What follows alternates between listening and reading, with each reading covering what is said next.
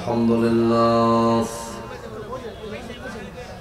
لله نحمده ونستعينه ونستغفره ونعوذ بالله من شرور أنفسنا ومن سيئات أعمالنا من يهد الله فلا مضل له ومن يضلل فلن تجد له وليا مرشدا وأشهد أن لا إله إلا الله وأن محمدا عبده ورسوله أما بعد فقد قال الله تعالى في كلامه المجيد شكرا مهرباني করে পড়ুন أعوذ بالله من الشيطان الرجيم بسم الله الرحمن الرحيم إن الذين آمنوا وعملوا الصالحات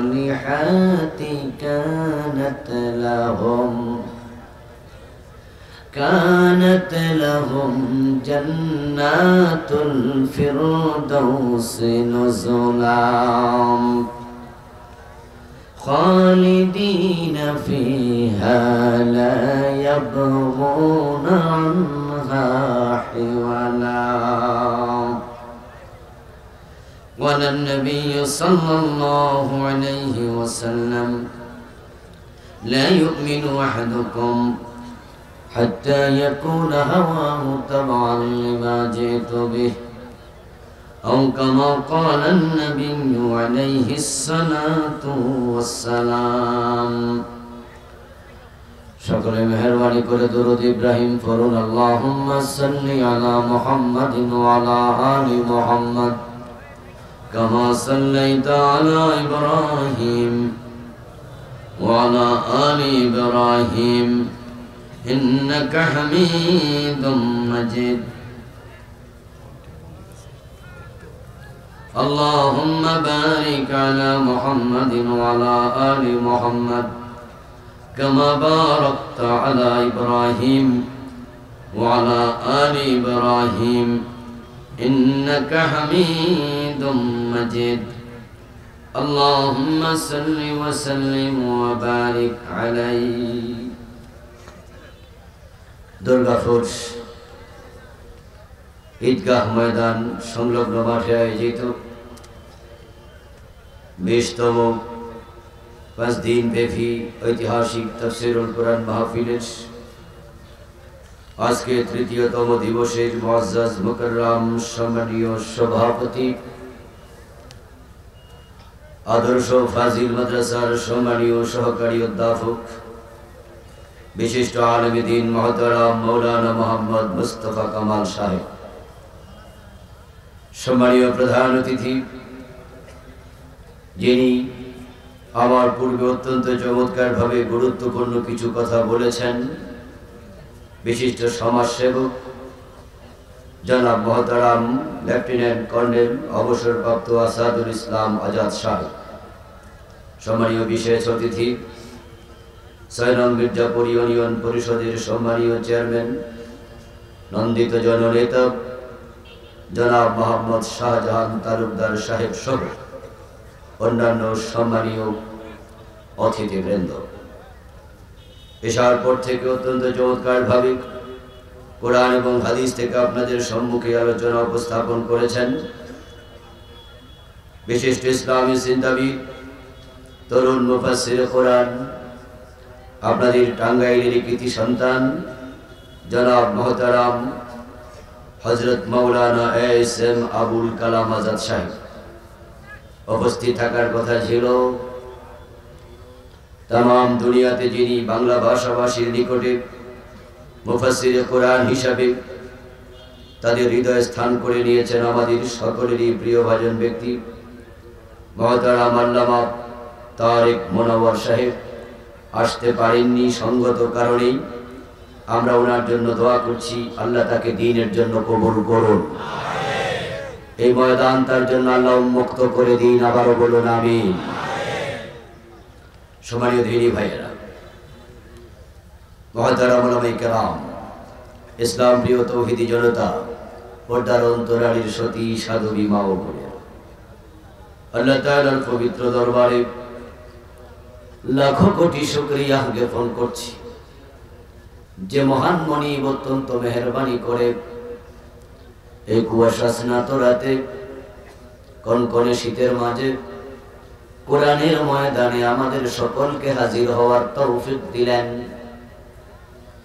শুকরিয়া তাকে জানাই যিনি করোনার বিপর্যস্ত পরিস্থিতিতেও আমাদেরকে সুস্থ রাখলেন কোরআনের কথা বলার মতো শোনার মতো যে মন মানসিকতা দরকার সে মন মানসিকতা দিলেন এই সব নিয়ামতের মালিককে এজন্য আমরা আলোচনার শুরুতে মন প্রাণ উজাড় করে অন্তরের সবটুকু শ্রদ্ধা এবং ভালোবাসা দিয়ে আমাদের সে মনিব আল্লাহ তাআলাকে শুকরিয়া জানাই কৃতজ্ঞতা জানাই সবাই মিলে জোরে জোরে একবার কালিমাত শুকর করি আলহামদুলিল্লাহ দুরূদ ও সালাম বিশ্বনবী সাইয়্যিদুল মুরসালিন ইমামুনা কুদওয়াতুনা হাবিবুনা উসওয়াতুনা سندنا طبيبنا طبيب قلوبنا محمد رسول الله صلى الله عليه وسلم উপর সাহাবায়ে কেরাম ও শুহাদায়ে জামির আলা ইল্লিয়িন আল্লাহ তাআলার কাছে কামনা করছি সবাই বলুন আমিন প্রিয় ভাইরা আমি আপনাদের সম্মুখে পবিত্র কোরআন মাজিদ থেকে সূরাতুল কাহফের 107 এবং 108 নম্বর আয়াত তিলাওয়াত করেছি বিশ্বনবীর পবিত্র মুখনসৃত একখানা ছোট্ট হাদিসে নববী পাঠ করেছি আল্লাহ তাআলা তৌফিক দান করলে এখান থেকে কিছু কথা বলবো ওয়া মা তৌফিকি ইল্লা বিল্লাহ আজকে তারেক ভাই আসার কথা ছিল তিনি আসেন নাই আমি ওয়াজ করলে তো আজকে মজা লাগবে না ঠিক না লাগবে কেমনে লাগবে শুনতে আসছেন কার কথা শুনতেছেন কার কথা আসলে রিজিক টেনে নিয়ে এসেছে ভাইরা চেষ্টা করেছেন আগে মাহফিল চেয়েছেন দিতে পারিনি আমাদের প্রোগ্রামগুলো আমরা এক বছর আগে দিয়ে দেই আজকের এই মাহফিলটা হওয়ার কথা ছিল আমার নরসিংদীতে কিন্তু সেখানে হয়নি কারণ ভাত রান্না করা হয়েছে টাঙ্গাইলে নরসিংদী যাই কেমনে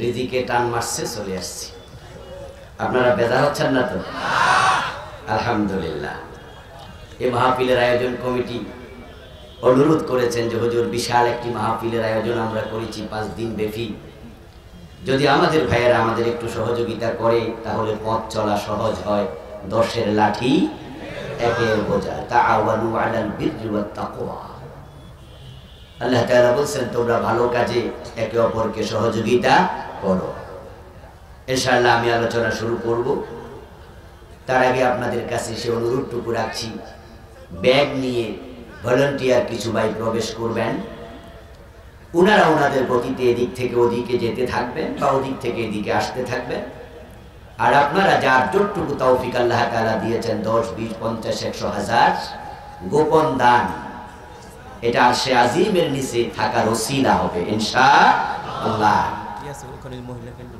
মহিলা প্যান্ডেলেও কিছু মা বোন দাঁড়িয়ে যান আর অন্যান্য মা বোনেরা দিতে থাকেন গোপনে দিবেন আওয়াজ দরকার নেই আমরা এর মাঝে ওয়াজ শুরু করে দেব ঠিক আছে ওনারা হাঁটতে থাকবে হাঁটতে হাঁটতে ওই মাথায় পৌঁছে যাবে দ্যাটস এনাফ আমাদের আর কিছু চাই না আপনাদেরকে ধাক্কাবো না যে যা পারেন তা দিতে থাকুন।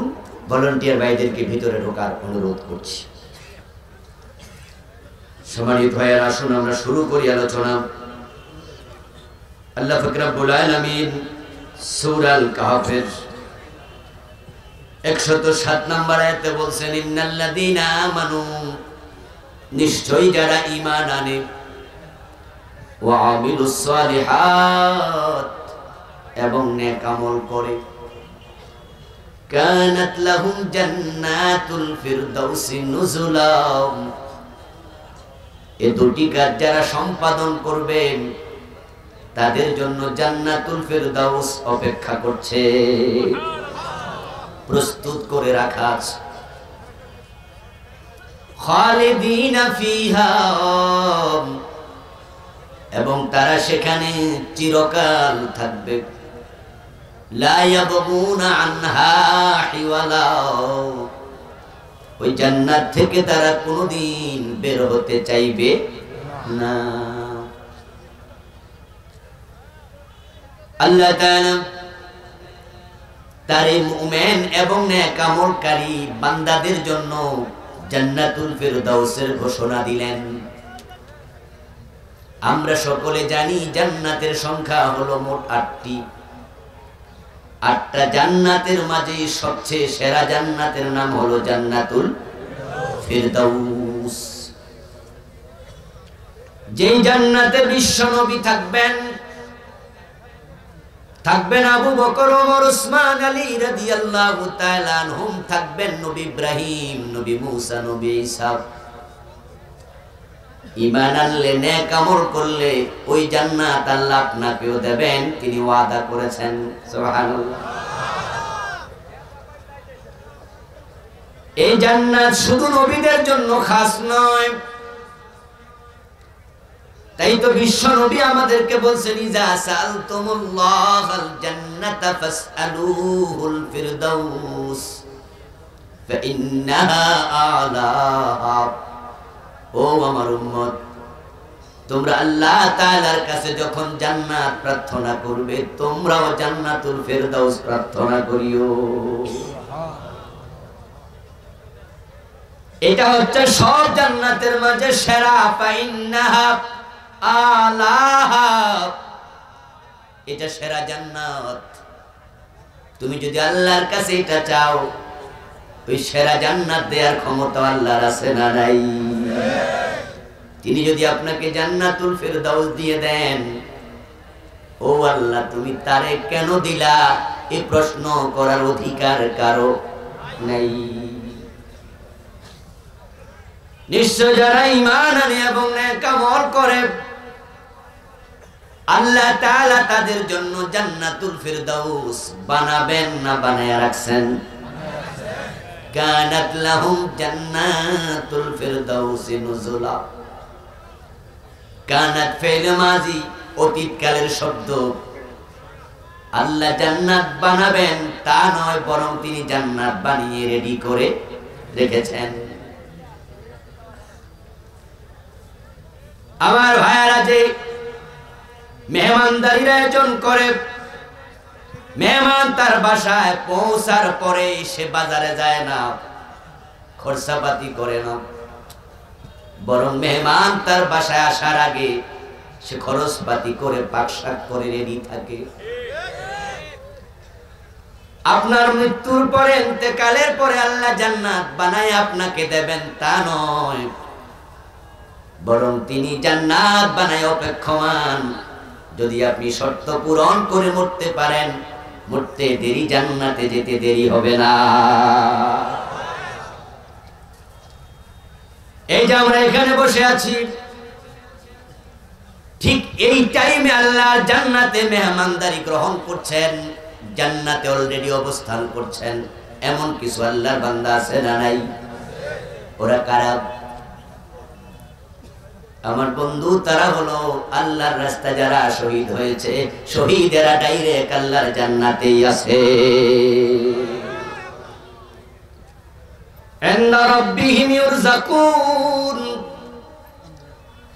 শহীদদেরকে মৃত বলতে মানা আছে। ولا تقولوا لمن يقتل في سبيل الله أموات যারা আল্লাহর পথে নিহত হয়েছে তাদেরকে তোমরা মৃত বলো না, বাল আহইয়া, বরং তারা জীবিত, কিন্তু সেটা বোঝার ক্ষমতা তোমাদের নেই। ইনদা রাব্বিহিম ইউরযাকুন, তারা জীবিতরা যেভাবে রিজিক পায় দুনিয়ায়, তারাও জান্নাতে আল্লাহর কাছে রিজিক পাচ্ছে। ইমাম বুখারী, ইমাম আবু হানিফা রাহিমাহুমুল্লাহ যেই বড় মাপের আলেমই হন না কেন, যদি তিনি সাধারণ মৃত্যু পান তাহলে তার রূহ থাকবে ইল্লিনে, তার লাশ থাকবে কবরে, তিনি জান্নাত পাবেন হিসাব নিকাশের পরে। আর যে আল্লাহর রাস্তায় শাহাদাত বরণ করে তার লাশ থাকে কবরে, তার রূহ থাকে আল্লাহর জান্নাতে। রাসূলুল্লাহ সাল্লাল্লাহু আলাইহি ওয়াসাল্লাম বলেছেন, শহীদের দেহ থেকে রূহটা বের হওয়ার সাথে সাথে জান্নাতে একটি পাখির ভিতরে তার রূহটাকে ঢুকিয়ে দেয়া হয়, তারপরে বলা হয় তুমি জান্নাতে ঢুকো, যেখানে মনে চায় বিচরণ করো, যা মনে চায় ভোগ করতে থাকো। শহীদ আল্লাহর জান্নাতে আছে, তাহলে বোঝা যায় জান্নাত তিনি বানাবেন তা নয়, অলরেডি জান্নাত বানানো আছে। এখন আমরা যারা বসে আছি আলোচনা শুনছি, আমাদের সবার লক্ষ্য জান্নাত। জান্নাত আমাদের বাড়ি, জান্নাত আমাদের ঠিকানা, এটা আমাদের বাবার বাড়ি। আমরা এখানে এসেছি, এখানে থাকবো না, আমরা আমাদের বাবার বাড়িতে ফিরে যাব। বাবা আদমকে আল্লাহ তাআলা সৃষ্টি করে জান্নাতের ভিতরে রেখেছিলেন। বাবা আদমের মেরুদণ্ডের ভিতরে আমরাও হাজির ছিলাম। প্রতিটা সন্তান তার বাবার মেরুদণ্ড থেকেই আসে। কোরআনের বক্তব্য, মিম্মা ইনদাফিক ইয়াখরুজু মিন বাইনিস সুলবি ওয়াত তারাইব, আমরা ওই পানি থেকে এসেছি যেই পানি মায়ের পাজরের হাড্ডি থেকে, বাবার মেরুদণ্ডের হাড্ডির ভিতর থেকে বেরিয়েছে। আমি ছিলাম আমার বাবার মেরুদণ্ডের ভিতরে, তিনি ছিলেন তার বাবার মেরুদণ্ডের ভিতরে, তিনি ছিলেন তার বাবার মেরুদণ্ডের ভিতরে। এইভাবে যদি ধাক্কাতে থাকি উপরের দিকে, সবাই আদমের মেরুদণ্ডের ভিতরে ঢুকে যাবে। আদম আলাইহিস সালাম ছিলেন জান্নাতে, আমরাও সেখানে ছিলাম। সহিহ বুখারীতে এসেছে, নবী মূসা আলাইহিস সালামের সাথে আদম আলাইহিস সালামের দেখা হলো। রাসূলুল্লাহ বললেন দেখা হলো, দেখাটা রূহের জগতে হয়েছে না মেরাজের রাতে হয়েছে না আকাশে হয়েছে, রাসূল ব্যাখ্যা করেননি। দেখা হলো, দেখা হওয়ার পরে মূসা নবী আদম আলাইহিস সালামকে পাকড়াও করে বসলেন। তিনি একটু তেরা টাইপের লোক ছিলেন, মেজাজি লোক। বলে বসলেন, বাবা আদম, আমরা জান্নাতে আপনার সাথে ছিলাম, আল্লাহ আপনাকে বলেছিল গাছের কাছে যেও না, আপনি গাছের কাছে কেন গেলেন? যদি না যেতেন তাহলে তো আল্লাহ আপনাকে জান্নাত থেকে বের করতেন না, আমরা দুনিয়া গিয়ে এত ঝামেলায় পড়তাম না। আদম আলাইহিস সালাম বলেন, ও মূসা, আমাকে কেন দোষ দেও? তোমার উপরে যে তাওরাত নাজিল হয়েছিল, ওই তাওরাত কি আল্লাহ আমারে বানানোর পরে লিখছেন আগে লিখছে বলো দেখি? মূসা নবী বলেন, আপনাকে বানানোর 50,000 বছর আগে লিখছে, আমি এটা জানি। তাহলে তুমি কি তাওরাতে পাও নাই? আসা আদম রাব্বাহু ফাগাওয়া, আদম তার প্রভুর আদেশ লঙ্ঘন করে পথহারা হয়েছে। আমি আমার রবের কথা শুনি নাই, জান্নাতে আমারে গাছের কাছে যেতে মানা করছে, আমি চলে গেছি। এই কথা কি তাওরাতে পাইছনি? হযরত মূসা বলে, আব্বা জান এটা তো পাইছি। তাহলে তুমি এবার বিচার করো, আমারে বানানোর 50,000 বছর আগে আল্লাহ লিখছে, আমি জান্নাতে আল্লাহর কথাটা শুনি নাই, এবার আমার দোষটা কি? রাসূলুল্লাহ বলেন ফাহাজ্জা আদামু আলা মূসা, ফাহাজ্জা আদামু আলা মূসা, ফাহাজ্জা আদামু মূসা। তিনবার বললেন। ওই বিতর্কে আদম বিজয়ী হয়েছে মূসার উপরে। এর মানে আমরা জান্নাতে ছিলাম, জান্নাত থেকে দুনিয়া আসা ওই ফল ভক্ষণ করার কারণে নয়, এটা আল্লাহর মহা পরিকল্পনার অংশ। আমরা দুনিয়া এসেছি বাবা আদম আসার কারণে, কিন্তু আমাদের ঠিকানা দুনিয়া নয়, আমাদের ঠিকানা আল্লাহর জান্নাত। এজন্য আল্লাহ তাআলা কোরআনে বলছেন, আমি আদমকে যখন দুনিয়ায় পাঠাইয়া দিলাম, আদম তো নতুনের জায়গায় গেল, ওই জায়গাতে থাকতে যায় নাই, তার ঠিকানা তো জান্নাত। ওই জান্নাতে সে আবার ফিরে আসতে হবে। তাই আমি কোন রাস্তায় চললে জান্নাতে ফিরে আসা যায়, আদমের কাছে ওহী পাঠাইছি। ফা ইম্মা ইয়াতিয়ান্নাকুম মিন্নি হুদা ফামান তাবিআ হুদায়া ফালা খাউফুন আলাইহিম ওয়ালা হুম ইয়াহজানুন। বলেন সুবহানাল্লাহ। আল্লাহ তাআলা বলেন, আদম দুনিয়ায় তোমারে থাকতে পাঠাই নাই, সুম্মা ইলাইহি তুরজাউন, তোমাকে ওখান থেকে ফিরে আসতে হবে। এখন তুমি কোথায় ফিরে যাবে? আমি আল্লাহর পক্ষ থেকে ডিভাইন গাইডেন্স যাবে, স্বর্গীয় নির্দেশনা যাবে। যদি তুমি এবং তোমার সন্তানেরা সে নির্দেশনা ফলো করো, ফালা খাউফুন আলাইহিম, তাদের কোনো ভয় নাই, ওয়ালা হুম ইয়াহজানুন, তাদের কোনো দুশ্চিন্তা নাই। আমার দেখানো পথে চলবে, ওই পথ তাদেরকে জান্নাতে পৌঁছিয়ে দেবে। আমরা জান্নাতে ফিরে যেতে চাই, তাই তে মাহফিলে এসেছি। আমরা জান্নাত পেতে চাই, তাই তো টাকা খরচ করে হজে যাই। আমরা জান্নাতে যেতে চাই, তাই তো শীত উপেক্ষা করে ফজরের জামাতে হাজির হই, ঠিক কিনা? আমরা জান্নাত পেতে চাই, তাই রিকশাওয়ালা তার ঘামে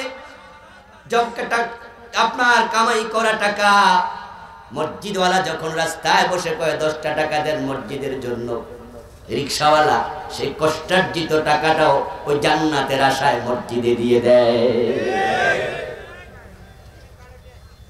এই জান্নাত মুমিনের চূড়ান্ত জায়গা, চূড়ান্ত লক্ষ্য। এটাই হবে আমাদের দুনিয়ার যাবতীয় কর্মতৎপরতার কেন্দ্রবিন্দু। আল্লাহ তাআলা আমাদেরকে দুনিয়ায় ছেড়ে দিলেন, কিন্তু দুনিয়ার দিকে দৌড়ানোর জন্য কোরআনে একটা বারও বলেন নাই। দুনিয়াতে টাকা আছে, পয়সা আছে, বাড়ি আছে, গাড়ি আছে, নারী আছে, সুখ আছে, সমৃদ্ধি আছে, কিন্তু বিশ্ব নবী একটা বারও বলেন নাই তোমরা দুনিয়ার দিকে দৌড়াও। বরং কোরআন এবং হাদিসে বারবার আছে, ও আল্লাহর বান্দা তোমরা আল্লাহর জান্নাতের দিকে দৌড়াও। সারিউ ইলা মাগফিরাতিন মির রাব্বিকুম ওয়া জান্নাত, আল্লাহ বলে তোমরা জান্নাতের দিকে দৌড়াও। হাঁটতে বলেন নাই, দৌড়াতে বলছে। আরেক আয়াতে আল্লাহ তাআলা বলেন ফাস্তাবিকুল খায়রাত, তোমরা প্রতিযোগিতার মতো দৌড়াও, সাধারণ দৌড় নয়। আকাশে বৃষ্টি জমেছে, মেঘ জমেছে, বৃষ্টি পড়ছে, আপনি রাস্তায় আছেন, ভিজে যেতে পারেন, তাই আপনি দৌড় মারলেন। এই হলো দৌড়ের এক গতি। আর যদি 100 মিটার দৌড়, 200 মিটার দৌড়ের প্রতিযোগী হয়ে আপনি দৌড় মারেন, এটা হবে ভিন্ন গতি। আল্লাহ বলেন ফাস্তাবিকুল খায়রাত, তোমরা প্রতিযোগীরা যেভাবে দৌড়ায় জান্নাতের দিকে সেভাবে দৌড় মারো। আল্লাহ আমাদের বললেন জান্নাতের দিকে দৌড়াও, কিন্তু পরিতাপ, বড়ই পরিতাপ, জান্নাতের দিকে দৌড়ানো দূরের কথা, জান্নাতের রাস্তা এখন হাঁটার লোকই নাই। এখন আমরা সবাই জাহান্নামের রাস্তায় ঢুকে যাচ্ছি দল বেঁধে। দুনিয়া মস্ত বড়, খাও দাও ফুর্তি করো, আগামীকাল বাঁচবে কিনা বলতে পারো। এখন রঙ্গ তামাশা চলছে, আমরা হাসি তামাশা জীবন কাটাই, আমরা সব জায়গা আত্মভোলা, আমরা জান্নাতের চিন্তা ভুলে গেছি। আমাদের অবস্থা হলো নগদ যা পাও হাত পেতে নাও, বাকির খাতা শূন্য থাক। ও মিয়া মোর বাপ, হাজার হাজার বছর কবরে থাকবা, তারপরে হাসরের মাঠে 50,000 বছর, তারপরে ফুলসেরাত পার, তারপরে জান্নাত। ও কবে কত দূর, এত অপেক্ষা তো সয় না, তাই নগদ যা পাও হাত পেতে নাও। আল্লাহ বলে হারাম খেও না, আমরা হারাম খাচ্ছি। মিথ্যা বলো না, মিথ্যা বলছি। ওজনে কম দিও না, ওয়াইলুল লিল মুতাফফিফিন, ওজনে কম দিলে জান্নাত মিলবে না, তোমার জন্য ওয়াইল দোজখ। আল ওয়াইলু ওয়াদিন ফি জাহান্নাম ইয়াবি ফিহি কাফির 40 খরিফা ক্বাবলা আন ইয়াবলাগা কারা।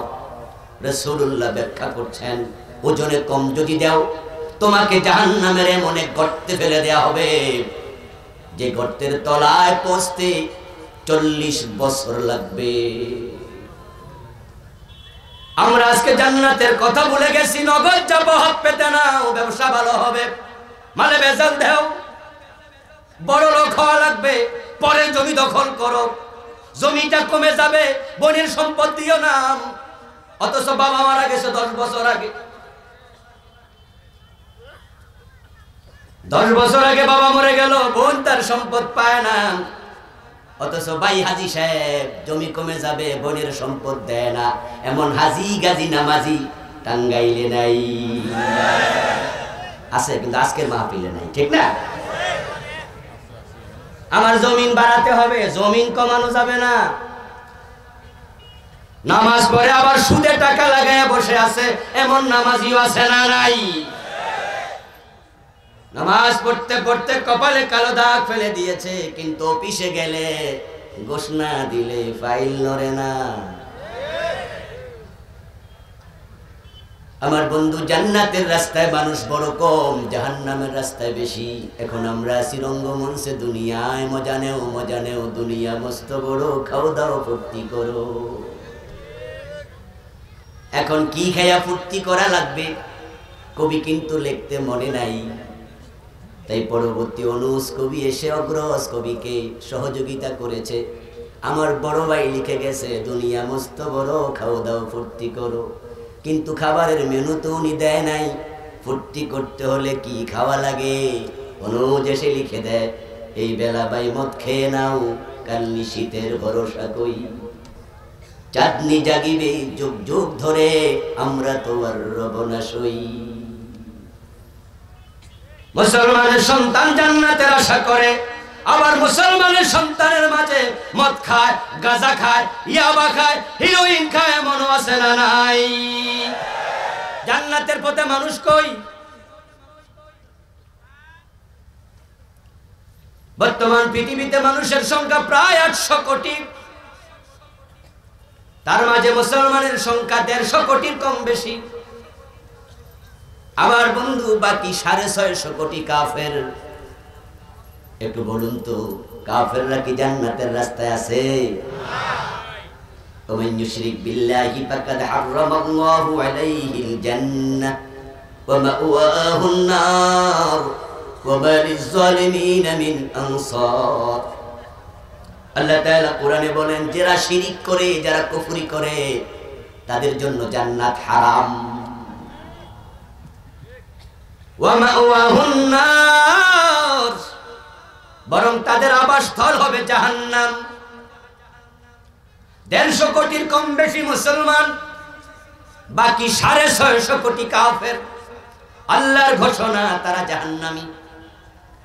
এখন 150 কোটির কম বেশি মুসলমান যারা আছে, ধরে নিলাম 150 কোটি, 250 কোটি। বলুন তো, তাদের মাঝে সবাই কি জান্নাতের রাস্তায় আছে? ওদের তালিকায় তাসলিমা নাসরিনের নাম আছে না নাই? সালমান রুশদির নাম আছে না নাই? থাবা বাবা রাজীবের নামটাও তো ছিল। আমার দোস্ত, মুসলমানের সন্তান কোরআন মানে না, কোরআনের বিপক্ষে কবিতা লেখে, গান লেখে, ব্লগে লেখালেখি করে, এমন মুসলমান নামদারিও আছে না? সবাই জান্নাতি নয়। মুসলমান হলেই জান্নাত, এটা ভুল চিন্তা। কে বলেছে তোমাকে এই কথা?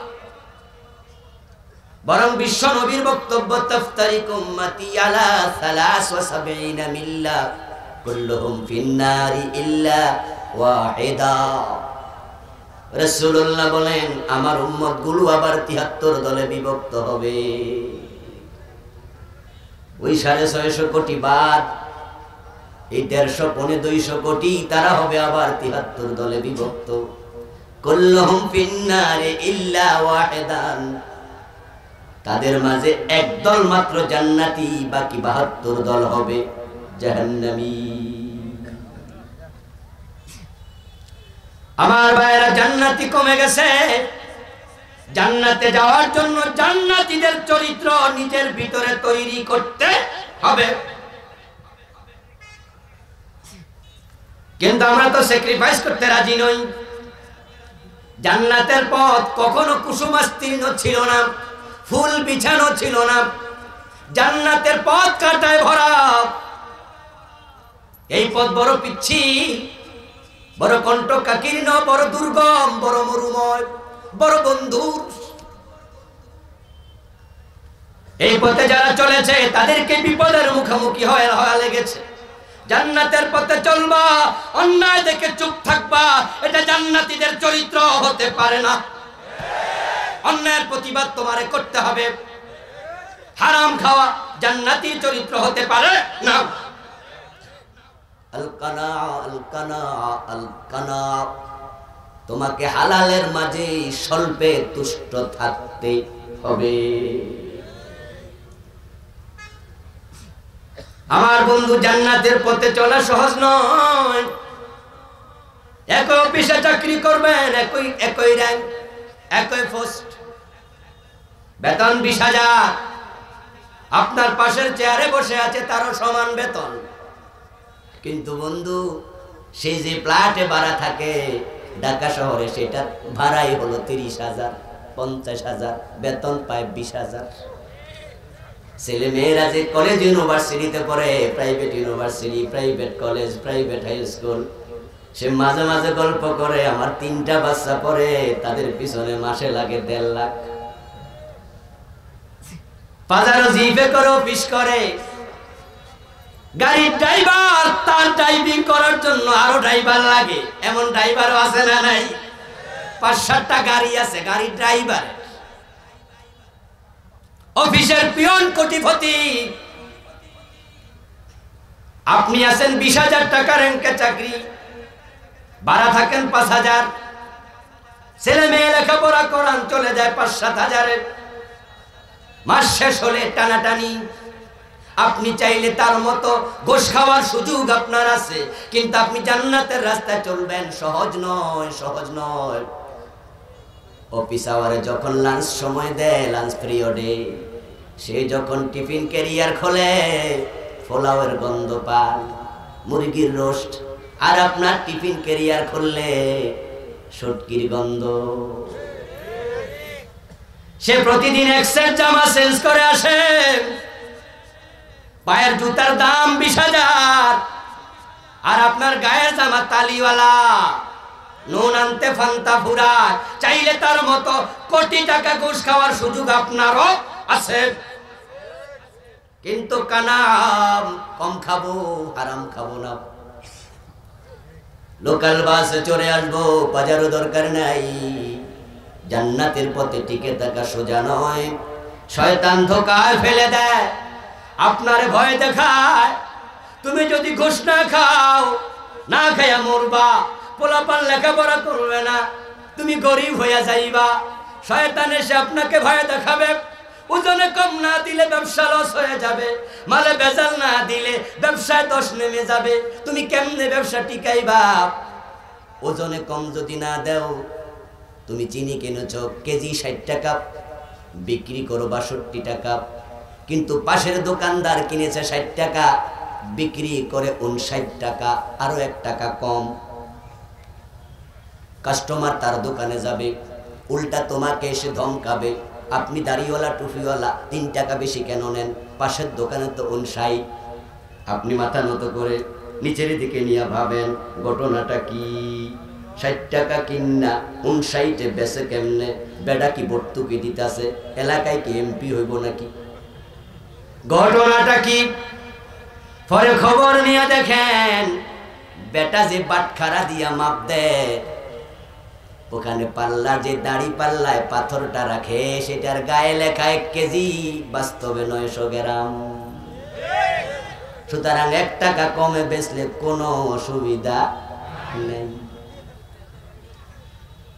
এখন আইসা ক্রেতা আপনার ধমকাও, মিয়া হাসি তুমি 3 টাকা বেশি নাও কেন, তোমার দোকানে আর আসবো না। এখন যদি আপনি বলে দেন ও মিয়া তো 900 গ্রাম দেয়, বেড়া যদি খবর শোনে লাডি লই আমার বদরানি, ঠিক না? হ্যাঁ মিয়া আমার বিরুদ্ধে তুমি কথা কও। আপনি বলে দেন তুমি তো 900 গ্রাম দেও, 100 গ্রাম কম দেও, তখন সে বলবে আমি কত দেই, এ ব্যাপারে কথা বলার অধিকার তোমার নাই। বলাও যায় না, শোয়াও যায় না। এখন ব্যবসা টিকাবেন কেমনে? লাইন আছে একটা, তার মতো আপনি 100 গ্রাম কম দেন। আর আল্লাহর কোরআনের বক্তব্য, কম দিলে ওয়াইল দুজক। এবার বাইসা নেন রাস্তা কোনটা? জান্নাতের পথে চলা সহজ না, কিন্তু আপনাকে চলতে হবে, হাজারো বাধা মোকাবেলা করতে হবে। এই জান্নাতের পথে চলা বিপদ, হক কথা বলা সহজ না, সহজ না। সমাজে হাজারো অন্যায়, আমরা চুপ করে থাকার কারণে অন্যায় দিন দিন বৃদ্ধি পাচ্ছে। চোখের সামনে অন্যায় হয়, কথা নাই। আপনি ভাবছেন অন্যায় তো আর আমি করি না, আমার অসুবিধা কি? অথচ দোস্ত আসাকিতু আনিল হাক্কি শায়তানুন আখরাস। তুমি অন্যায় দেখে যদি চুপ করে থাকো, তুমি বোবা শয়তান হওয়া লাগবে। আপনাদের কাছে আমি একটু জবাব চাই, মেহেরবানি করে বলুন তো, নবীরা যে মাইর খাইছে অন্যায় করে মাইর খাইছে না প্রতিবাদ করে? আবার বলুন, নবীরা কি অন্যায় করে মাইর খাইছে? কি করে মাইর খাইছে? এখন আপনি তো অন্যায় করেন না, আপনি কোন আমার কি দোষ? তাহলে নবীর সুন্নাহ প্রতিবাদ করা এটাই ইসলাম, এটাই ইসলাম। তুমি চুপ থাকতে পারবে না, প্রতিবাদ করে প্রয়োজনে যদি তোমাকে বিপদে পড়া লাগে, ওই বিপদের রাস্তায় যাও। রাস্তায় যেখানে শেষ, সেখান থেকে আল্লাহর জান্নাত শুরু হয়ে যাবে।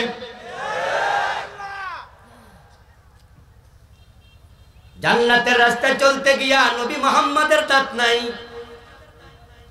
তাকায় দেখো ইব্রাহিম নবী অগ্নিকুণ্ডে পড়েছে, মুসা আলাইহিস সালাম দেশ ত্যাগ করতে হয়েছে, আমির হামজা কলিজা দিতে হয়েছে, ইমাম হুসাইনকে কল্লা দিতে হয়েছে। আর আপনি ভাবছেন পান সিবাইতে সিবাইতে জান্নাতে ঢুকে যাবেন? জান্নাতের রাস্তার মানুষ কমে গেছে, কিন্তু বন্ধু কমে যাক, কমে যাক, জান্নাতের রাস্তায় কেউ না থাক, আপনাকে সিদ্ধান্ত নিতে হবে আমি একা হলেও মাথা তুলে জান্নাতের রাস্তায় দাঁড়িয়ে থাকব। এই সিদ্ধান্ত আপনাকে নিতে হবে। এই সিদ্ধান্ত যারা নিতে পারবে আল্লাহ তাআলা তাদের জন্যই বলছেন, মান ক্বালা লা ইলাহা ইল্লাল্লাহু সুম্মা মাতা আলাইহি দাখালাল জান্নাহ। বিশ্বনবীকে আল্লাহ জানায়া দিয়েছে, আপনি হাদিসটা একটু উম্মতকে শোনায়া দেন, যে ব্যক্তি এই ঈমানটা নিয়ে মরতে পারবে, মরতে দেরি আমার জান্নাতে ঢুকতে দেরি হবে না।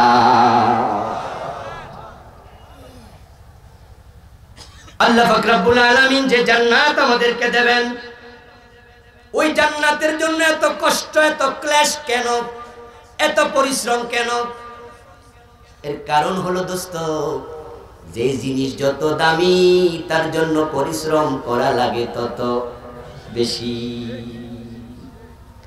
আপনাদের টাঙ্গাইলে কৃষক নিজের ছেলেকে প্রফেসর বানানোর নিয়তে ভার্সিটিতে ভর্তি করছে। কৃষকের ছেলে ডাক্তার হবে, মেডিকেলে ভর্তি করেছে। ইঞ্জিনিয়ার বানাবে, বুয়েটে ভর্তি করেছে। ওই কৃষক বাবা নিজের জমানো টাকা ছেলের পিছনে খরচ করে, ভবিষ্যতের স্বপ্ন আমার ছেলে মানুষ হবে। তাই বাবা নিজে সেরা স্যান্ডেল পায়ে দেয়, ছেলের জন্য নতুন স্যান্ডেল কিনে দেয়। বাবার জামা তালিতে ভরে যায়, ছেলের জন্য নতুন জামা কিনে দেয়, বন্ধুদের সাথে যেন চলতে পারে, লজ্জা না পায়।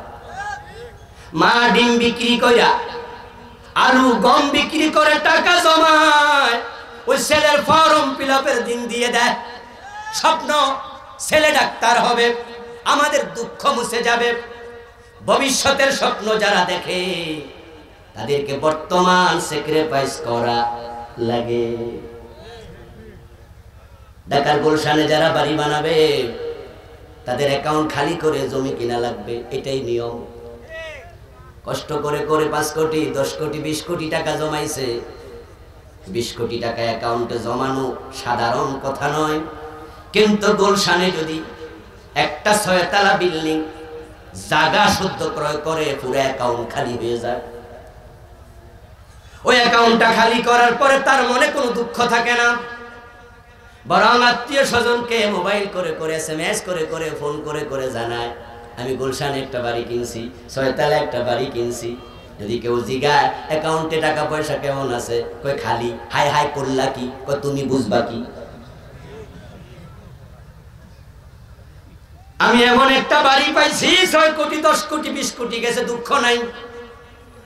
ও বন্ধু, ও ঠেলাওয়ালা, ও দিন মজুর, ও কুলি, ও গরিব ভাই কৃষক, তোমাকে বলছি ইমানের উপরে টিকে যদি থাকতে পারো, সবার পরে আল্লাহ যাকে জান্নাত দেবেন, তাকে জান্নাত যেটা দেবেন সেটা হবে দুনিয়ার মতো 10 দুনিয়া বড়।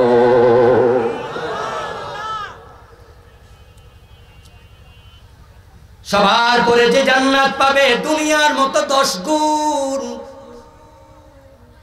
বিশ্বনবী বলেছেন, আনা আরিফু মান ইয়াখরুজু মিনান নারে আখিরা ওয়া আনা আরিফু মান ইয়াদখুলু মিনাল জান্নাত ইয়াদখুলু ফিল জান্নাতি আখিরা ফাইন্নাহু ইয়াকুনু হুমামা ইয়াখরুজু মিনান নারি হাবওয়া। রাসূল সাল্লাল্লাহু আলাইহি ওয়াসাল্লাম বলেন, সবার পরে যে জান্নাতে ঢুকবে আমি নবী মুহাম্মদ তাকে চিনি। ওই লোকটা গুনার কারণে জাহান্নামী হবে, কিন্তু তার ঈমান থাকার কারণে একদিন সে মুক্তি পেয়ে যাবে। আল্লাহ ফেরেশতাদেরকে বলবেন, আখরিজু মান কানা ফি কলবিহি মিসকালু হাববাতিন মিনাল ঈমান। ও আমার ফেরেশতারা, যার অন্তরে সরিষা পরিমাণ ঈমান আছে, তাকে ও জাহান্নাম থেকে বের করে দাও, নিয়ে আসো আমার সামনে। আমি কোরআনে বলছি, যার ঈমান আছে তাকে আমি জান্নাত দেব, নেক আমল করলে জান্নাত দেব। ঈমানওয়ালাকে জাহান্নামে রেখে আমি দরজা বন্ধ করে দেব না চিরকালের জন্য। তাকে নিয়ে আসো যার সরিষা পরিমাণ ঈমান আছে। জাহান্নামের ফেরেশতারা জাহান্নামে যত মুমিন আছে অপরাধের শাস্তি পাচ্ছে তাদেরকে বের করে নিয়ে আসবে, এসে আল্লাহকে রিপোর্ট করবে, খোদা আমরা জাহান্নাম থেকে সব মুমিনকে মুক্তি দিয়ে দিয়েছি। আল্লাহ বলবেন, সব শব্দটা সঠিক নয়, এখনো একজন বাকি আছে, তাকে নিয়ে আস। ফেরেশতারা জাহান্নাম তালাশ করে করে ঘরমাক্ত হয়ে আবার ফিরে এসে বলবে, আল্লাহ একজন ইমানদারও তো আমরা খুঁজে পাচ্ছি না। আল্লাহ বলবেন, মালিক কোথায়? জাহান্নামের প্রধান দারোগা মালিক হাজির হবেন। আল্লাহ বলবে, মালিক জাহান্নাম আমার একজন মুমিন বান্দা এখনো আছে, তাকে বের করে নিয়ে আসো। মালিক ফেরেশতা যাবেন, জাহান্নাম খুঁজে এসে রিপোর্ট করবেন, আল্লাহ ইমানদার একজনও নাই। আল্লাহ তাআলা বলবেন, মালিক জাহান্নামের দিকে কান পেতে শোনো, কি আওয়াজ আসছে। জাহান্নামের ভিতর থেকে সামিউ লাহা শাহিকা ওয়া হিয়া তাফুর, তর্জন গর্জনের শব্দ। আগুন ধাউ ধাউ করে জ্বলছে, পানি উতরালে যে শব্দ, ওহিয়া তাফুর, জাহান্নাম এভাবে উতরাবে, তর্জন গর্জন করবে, শব্দের সাথে আরেকটা শব্দ আসবে, সুবহুন কুদ্দুসুন রব্বুনা ওয়া রব্বুল মালাইকাতি ওয়ার রূহ। আল্লাহ বলবে, দেখো মালিক, এই বেটা জাহান্নামে থেকেও আমাকে রব্বুনা বলে ডাকছে, আমার তাসবিহ পড়ছে, এই বেটার ঈমান আছে, তারে বের করে নিয়ে আসো। মালিক ফেরেশতা জাহান্নামে ঢুকবেন, শব্দ অনুসরণ করবেন, করতে করতে এমন এক জায়গায় গিয়ে থামবেন যেখানে গিয়ে দেখবেন শব্দ শোনা যায় কিন্তু কোনো মানুষ নাই। জাহান্নামের অনেকগুলো কীটপতঙ্গ পড়ে আছে। মালিক ফেরেশতা শব্দ অনুসরণ করে কীটপতঙ্গগুলো সরাইয়া দিয়া দেখবেন একবারে লাকড়ি জ্বলতে জ্বলতে যেমন অঙ্গার হয়ে যায়, অঙ্গার সম আল্লাহর এক বান্দা পড়ে আছে, তার সেজদার জায়গাটা আগুনে খায় নাই, পুরা দেহ কালো হয়ে গেছে। ফাইন্নাহু ইয়াকুনু হুমামা, রাসূলুল্লাহ বলেন অঙ্গার হয়ে যায়। তার মুখ থেকে শব্দ বের হচ্ছে, মালিক ফেরেশতা তাকে ধরে টেনে তুলে বসাবে, তারপরে বলবে আল্লাহর অর্ডার তুমি পেয়ে গেছো, তোমার জামিন হয়ে গেছে, বেরিয়ে যাও জাহান্নাম থেকে, তুমি আজ থেকে মুক্ত। সুবহানাল্লাহ বলেন। ঈমান থাকলে মুক্তির সুযোগ আছে না নাই? একটু পরে আমি মূল পয়েন্টে যাব, তারপরে কিছু কথা বলে শেষ করব ইনশাআল্লাহ। ও বেটা মুক্তি পাবে বটে, কিন্তু জাহান্নাম থেকে বের হওয়ার বল নাই। জীর্ণ শীর্ণ ক্ষীণকায় কালো অঙ্গার, হাঁটার বলই নাই। বিশ্বনবী বলছেন ইয়াখরুজু মিনান নারি হাবওয়া, সে ক্রলিং করবে ক্রলিং করবে, হামাগুড়ি দিয়ে দিয়ে তারপরে বের হবে। এবার ফেরেশতারা বলবে যাও যাও, ওই তো জান্নাত দেখা যায়, জান্নাতে ঢুকে যাও। কিন্তু জান্নাতের দরজায় যে ফেরেশতা থাকবে, ওই ফেরেশতা ইশারা দিয়ে বলবে, ফেরেশতা বলবে নো এন্ট্রেন্স, প্রবেশ নিষেধ। ফেরেশতা বলবে শীর্ণ জীর্ণ দেহ নিয়ে জান্নাতে প্রবেশ করা যাবে না। ওই যে দেখা যায় একটা ঝর্ণা কুফ, ওখানে গোসল দিয়ে আসো।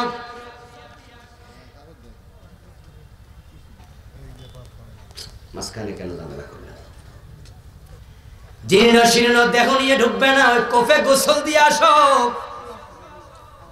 ও ব্যক্তি ফেরেশতার দেখানো পথ ধরে সামনে যায় একটা কূপের মাঝে গোসল দেবে। ওই কূপের নাম হলো নাহরুল হায়াত। রাসূলুল্লাহ বলেন ওই কূপের মাঝে মাথা যখন ডুবাইয়া দেবে, ডুব দেবে, ডুব দিয়ে মাথাটা তোলার সাথে সাথে সতেজ জান্নাতি যুবকে পরিণত হয়ে যাবে। এবার সে জান্নাতে ঢুকবে, কিন্তু জান্নাতে ঢোকার পরে তার কাছে মনে হবে জায়গা নাই। জান্নাত লোকে লোকারণ্য, সব দখল, বিশাল বিশাল প্রাসাদ, কিন্তু গেটের মাঝে মালিকের নাম লেখা আবু বকর, এই বিল্ডিং ওমর, ওই বিল্ডিং এ লেখা ওসমান। ইউতাহাজ্জালু ইলাইহি আন্নাহা মালা, তার কাছে মনে হবে জান্নাত লোকে ভরে গেছে। সে বলবে আল্লাহ আমার জান্নাতে দিলা, কিন্তু জান্নাতে একটু জায়গা দিবা না। তিনবার বলার পরে আল্লাহ বলবেন বান্দা কতটুকু জায়গা লাগবে আমার কাছে তুই চা দেখি। সুবহানাল্লাহ। তখন সে বলবে আল্লাহ সামান্য হলে চলবে, বেশি লাগবে না। আমাকে জাহান্নাম থেকে মুক্তি দিয়েছো, ওইটাই তো আমার বড় পাওয়া। আমাকে সামান্য জায়গা দিলে আমি খুশি। আল্লাহ তাআলা তখন বলবেন ফাইন্না লাকা মিসলাদ দুনিয়া ওয়া আশরা আমসালিহা, সামান্য নয় রে বান্দা, তোর জন্য আমি দুনিয়ার মতো 10 দুনিয়া জায়গা রেখেছি। মাওদাউ শিবরিন ফিল জান্নাতি খায়রুম মিনাদ দুনিয়া ওয়া মা ফিহা, ওই জায়গার মূল্য কত? বিশ্বনবী বলেন জান্নাতের এক বিগত জায়গার নাম তামাম দুনিয়ার চেয়েও বেশি মূল্য। ওই জান্নাতে আল্লাহ আপনাকে দিয়ে, আপনাকে যে বিল্ডিং দেবেন, থাকার ঘর দেবেন, সবচেয়ে ছোট বিল্ডিং হবে 100 তলা। আওয়াজ দিয়ে বলেন সুবহানাল্লাহ।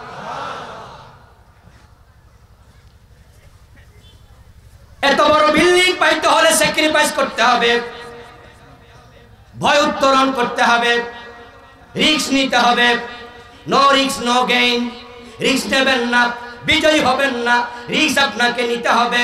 নবীর পথে চলতে গেলে বিপদ আসবে, মামলা হবে, হামলা হবে, চাকরি চলে যাবে। হক কথা বললে ইমামতি থাকে না, চাকরিটা চলে যায়। হক কথা বললে মাহফিলে 144 জারি হয়ে যায়। হক কথা বলতে গেলে ফাঁসির মঞ্চেও যাওয়া লাগতে পারে।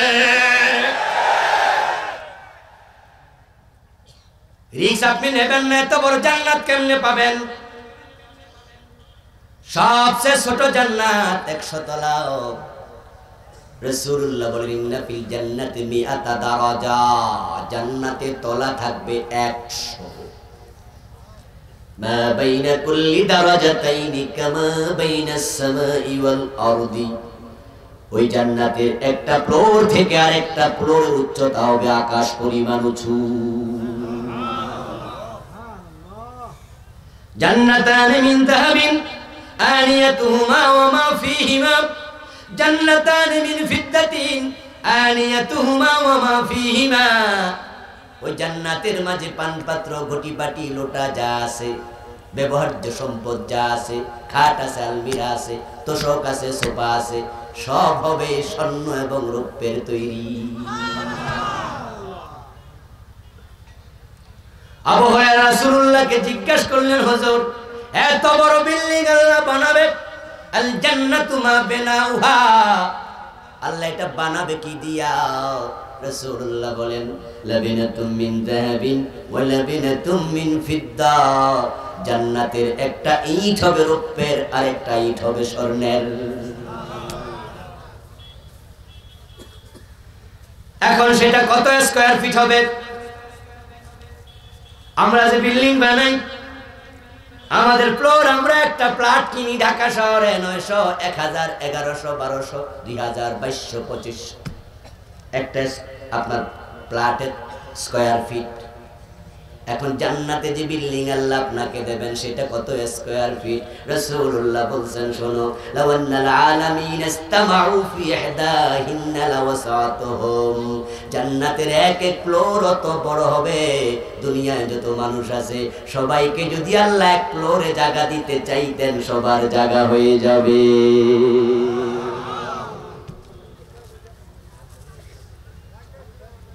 সবার পরে যে জান্নাতে যাবে সবচেয়ে ছোট জান্নাতি, রাসূলুল্লাহ বলেন আদনা আহলিল জান্নাতি মানজিলাতান লাহু 80,000 খাদেম, সবচেয়ে ছোট জান্নাতীর খেদমতের জন্য খাদেম দেয়া হবে 80,000।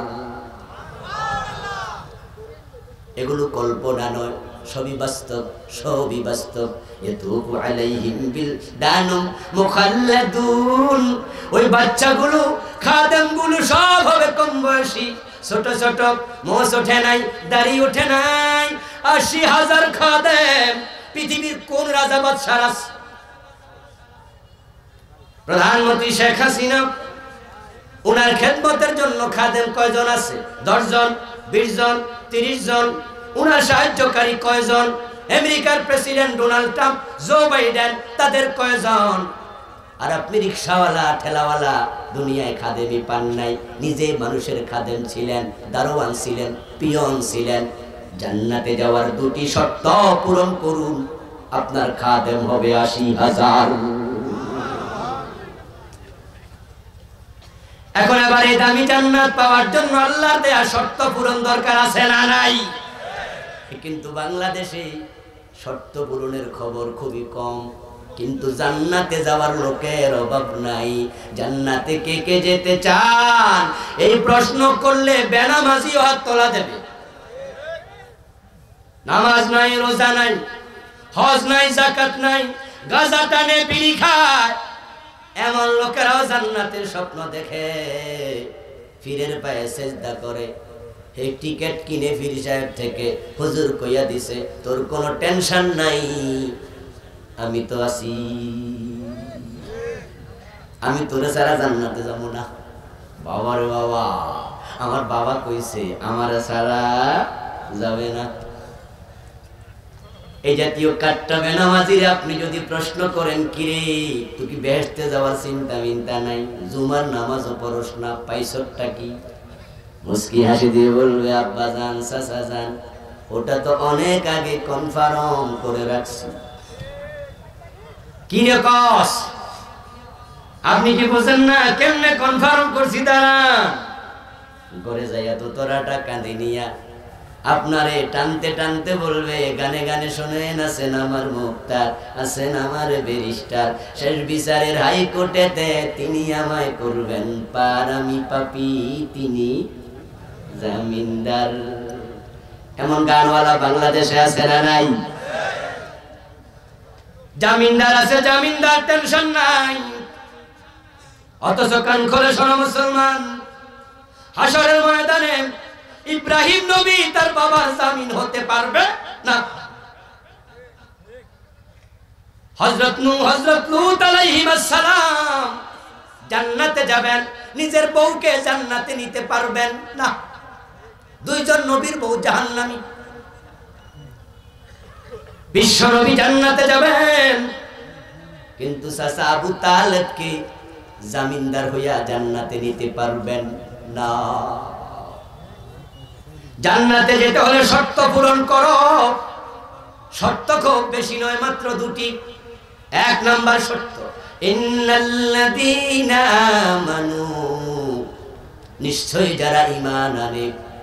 দুই নাম্বার শর্ত ওয়া আমিলুস সালিহাত, এবং নেক আমল করে। সূরা বুরুজ আল্লাহ বলেন লাহুম জান্নাত, এই দুই শর্ত পূর্ণ যারাই করবে আমি আল্লাহ তাদেরই জান্নাত দিয়ে দেব। এবার একটু আওয়াজ করে বলতে হবে আমার সাথে, শর্ত কয়টা? জোরে বলুন কয়টা? মাত্র দুইটা, বেশি নয় রে ভাই। এত কিছু দেবে, শর্ত তো আল্লাহ বেশি দেয় নাই, ছোট্ট দুটা। এক নাম্বার ঈমান, দুই নাম্বার নেক আমল।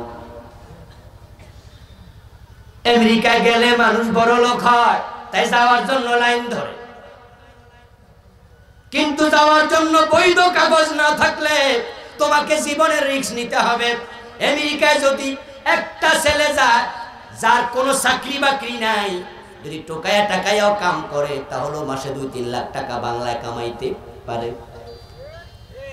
তাই আত্মীয় স্বজন যদি যায় আরো নেয়ার জন্য পাগল হয়ে যায়। আমি নিউ ইয়র্কে দেখলাম একটা ছোট্ট বাচ্চা ভালো করে মোচ ওঠে নাই, আমার সাথে রুমে সাক্ষাৎ করতে আসলো। আমি তো দেখে ভাবলাম নিশ্চয় তার মা বাবা এই দেশে থাকে। তাই বললাম বাসা কই? হুজুর অমুক জায়গায়। আচ্ছা বুঝলাম, জ্যাকসন হাইটে থাকে। মা বাবা থাকে? কই না হুজুর কেউ নাই, আমি একা আইছি। কস কি, কেমনে আইছো? কই সাঁতার কাটটা। 7 সমুদ্র 13 নদী পার হইয়া, বন জঙ্গল দিয়া, নদী দিয়া, এহেন দিয়া, ওহান দিয়া 28 লাখ টাকা দিছি, কন্ট্রাক্ট করছি দালালের সাথে। জানটা লইয়া কোন রকম আসছি। কয়েকজন সঙ্গী পথে মরে গেছে। 2-3 দিন লাগাতার জঙ্গল দিয়ে হাঁটছি, খাবার নাই, পানি নাই। কেন আসলি? হুজুর কোন কি স্বপ্নের দেশ? তোর মা বাবার কি অন্তর নাই রে, দিল নাই? হুজুর আমি তো একা আইছি না, সাথে এলাকার আরো কিছু পোলাপান ছিল, তাই মা বাবা কয় আচ্ছা আল্লাহ ভরসা যা। আমেরিকায় যাওয়ার জন্য জীবনের রিস্ক নিলাম। আল্লাহ জান্নাত কত বড়, ওইটার জন্য কিছু রিস্ক দরকার আছে না নাই? ইব্রাহিম নবী রিস্ক নিছে, মুসা নিছে, ঈসা নিছে, বিশ্ব নবী মুহাম্মদুর রাসূলুল্লাহ সাল্লাল্লাহু আলাইহি ওয়াসাল্লাম কত বড় রিস্ক নিছে।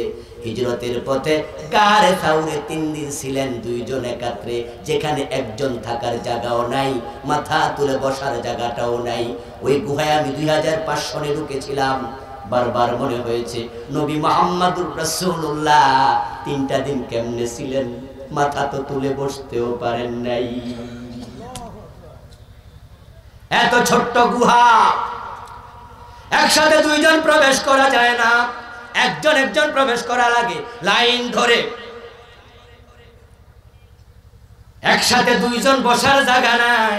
কিন্তু আমার নবী 3 দিন ছিলেন। কেমনে ছিলেন? মাথা তো তোলা যায় না, উপরে পাথর, সাইডে পাথর, কেমনে বসেছিলেন? কত বড় রিস্ক। এখন ওই জান্নাত আপনি চান, আপনি কোন রিস্কে নেবেন না। জান্নাতের পথ কুসুমাস্তীর্ণ নয়, এটা মাথায় রেখে আগাতে হবে। এই জন্য 2টি শর্ত, ঈমান এবং নেক আমল, এই দুটা আপনাকে পূর্ণ করতেই হবে। এগুলো হলো পাসপোর্ট ভিসার মতো। বিদেশ যাওয়ার জন্য পাসপোর্ট ভিসা আবশ্যক। সে প্রধানমন্ত্রী হলো, তারও ভিসা, কথা বলেন, ভিসা। প্রেসিডেন্টের ভিসা লাগে না। ভিসা যদি না থাকে এলাও হবেন না, নো এন্ট্রেস। প্রধানমন্ত্রী যাবেন সৌদি আরব, যাবেন তিনি দুবাই, সাথে তার ছেলে সজীব ওয়াজেদ জয়, সাথে তার মেয়ে সাইমা ওয়াজেদ পুতুল, 3 জন যাচ্ছে। জান্নাতকে রাখবে হাসরের মাঠের বাহিরে, কিন্তু জাহান্নামকে আল্লাহ হাসরের মাঠে আনবেন। হাদিসে পাওয়া যায়, ইউতা ইয়াউমাইযিন বিজাহান্নাম লাহা ৭০,০০০ জামাম মা কুল্লি জামামিন ৭০,০০০ মালাকিন ইয়াজুরুনাহা। জাহান্নামের চারপাশে ৭০,০০০ শিকল দিয়ে জাহান্নামকে বাঁধা হবে। প্রতি শিকলে ৭০,০০০ ফেরেশতা থাকবে। টেনে হিচড়ে জাহান্নামকে হাসরের মাঠে তোলা হবে, হাজির করা হবে।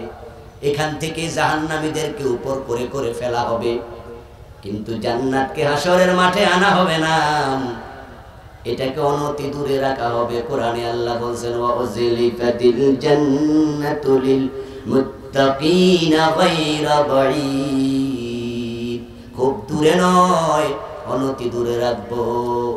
এই জান্নাতে যেতে হলে একটা ইমিগ্রেশন ক্রস করে বৈধ কাগজ দেখায়া ঢোকা লাগবে।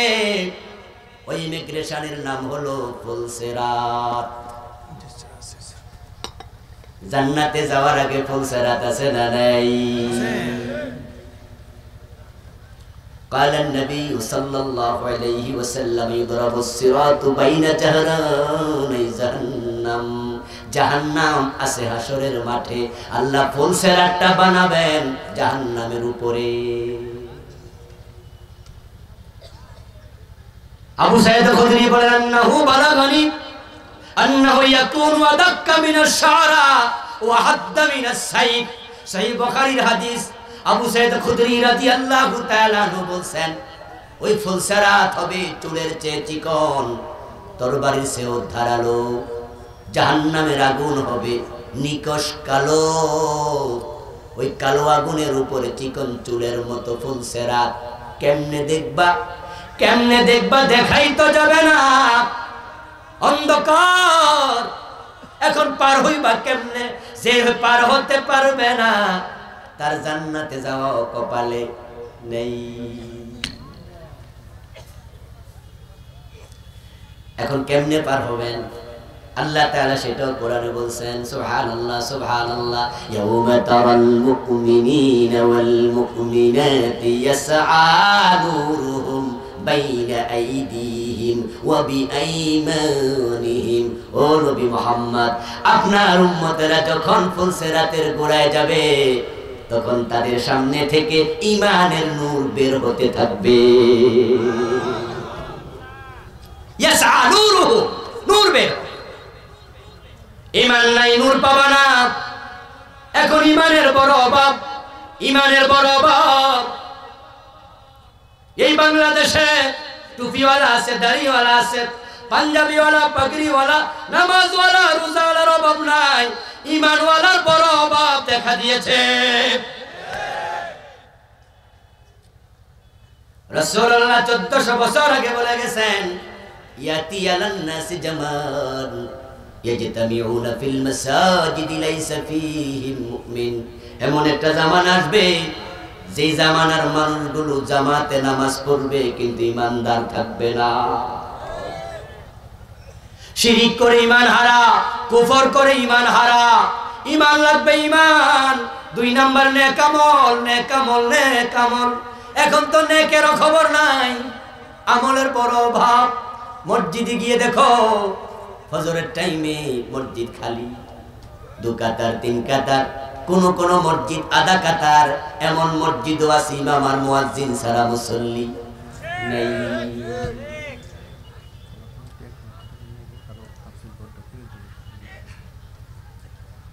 আচ্ছা, প্রধান অতিথি 1 লক্ষ টাকা নগদ দিয়ে গেছে, বলেন মারহাবা। এবং তিনি ঘর করে দেবেন, সেটা ওয়াদা করেছেন। আল্লাহ কবুল করুক, বলেন আমিন। আচ্ছা, আমার বন্ধু বলছিলাম আপনাকে নেক আমলের দিকে আগাতে হবে। নেক আমলের 1 নাম্বারটা হলো নামাজ। আজকে এটাতে ঘাটতি দেখা দিছে। আমি গত 2-3 বছর আগে মানিকগঞ্জ যাচ্ছিলাম মাহফিল করার জন্য। আসরের টাইম হয়ে গেল, ড্রাইভারকে বললাম একটু মসজিদ দেখে থামো। ড্রাইভার সাহেব থামছে মসজিদের সামনে। ভিতরে ঢুকে দেখি 1 ইঞ্চি পরিমাণ ধুলাবালি আর কবুতরের পায়খানা। বিছানা কয়টা আছে ওয়ালের সাথে ঝুলায় রাখছে। দেখে বড় অসহায় মনে হলো নিজেকে। ইন্না লিল্লাহ, কোথায় আসলাম? রাস্তার পাশের মসজিদের এই কন্ডিশন, তাহলে গ্রামের মসজিদের কি খবর? দাঁড়িয়ে আছি দরজার মাঝে, কাউকে পাই কিনা। দেখি একজন ভদ্রলোক চলে যাচ্ছে। জিজ্ঞাসা করলাম ভাইজান বাড়ি কই? এই গ্রামে। কোন বাড়ি? ওই যে বাড়ি। মসজিদের অবস্থা এরকম কেন? হুজুর আজকে তো বুধবার, আমরা তো গত শুক্রবারে আইছি।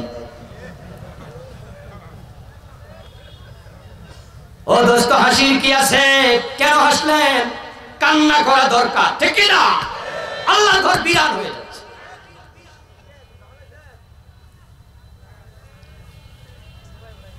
কোরবানি দিতে যাবেন বাজারে, গরু কিনে, পাবলিক গরু কিনে, আসরের আজান হয়, হাইয়া আলাস সালাহ, নামাজে আসো। গরু কিনায় ব্যস্ত, ওয়াজিব নিয়ে খুব টেনশনে আছে, ফরজের খবর নেই। গরু কিনতে কিনতে আসর শেষ, বাড়িতে নিতে নিতে মাগরিব শেষ, ঈদের দিন গরু জবাই করতে করতে জোহর শেষ। গরু জবাই করার জন্য প্রস্তুতি নিছে, কাঁচা বাঁধছে, লুঙ্গি উড়াইতে উড়াইতে একবারে মাজার গোড়ায় নিছে।